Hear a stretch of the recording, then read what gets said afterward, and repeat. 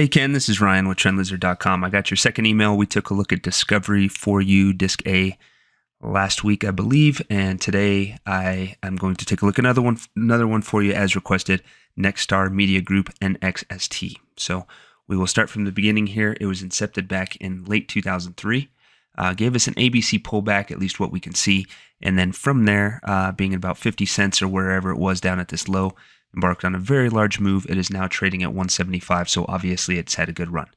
That in itself is very bullish. This does not look like it's at the start of anything new. Certainly, it's been in a very strong uptrend for about 13 years, and there is a concern that it could be getting closer to a high to this five-wave move. As you can see, this first wave, a nice five-wave pattern for wave 1, second wave pullback, a five-wave move for wave 3, a larger fourth wave pullback, and then you have whatever is taking place off of the 2020 low itself looking like it could be potentially a five-wave move that is getting closer to a high. So let's go ahead and zoom in and just look at more approximate action here, mainly this action off the 2020 low.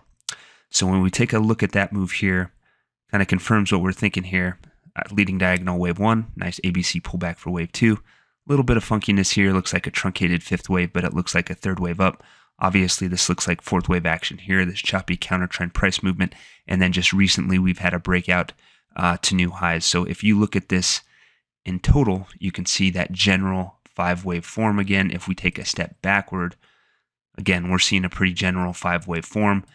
Those are concerns. There's no indication of a high yet, but we see the potential of some very large upside patterns completing in the near future.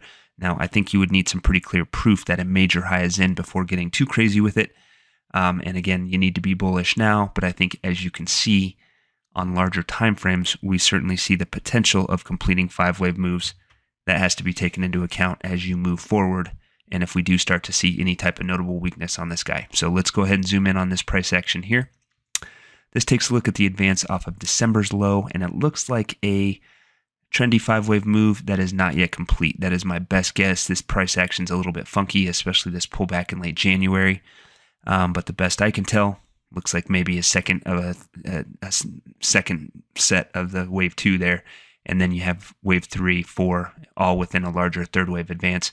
Bottom line, we would be looking for the completion of a clear five-wave move to the upside.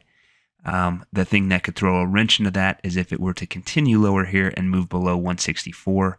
If that happens, I don't see a clear way to label this complete, but we'd have to start wondering if it is, because a move below 164 would say that this labeling is not correct, and maybe there's some way that it already completed. So I think that would be your first warning sign. If we start seeing some real sharp or trendy downside action, I think it would be time to go on NXST, just because, again, it looks like there's some larger five-wave upside patterns that could be completing off of the 2020 low, as well as off of that 2008 low, like so many other things are showing us as well. So you can be bullish, but it certainly looks like it's getting closer. Wait for some type of proof that a high is in. In the meantime, you can be bullish, but if it does start showing some of that weakness, I'd say it's time to go. So I hope that is helpful. Thanks again for subscribing at TrendLizard.com, and I will look forward to your next email. Take care.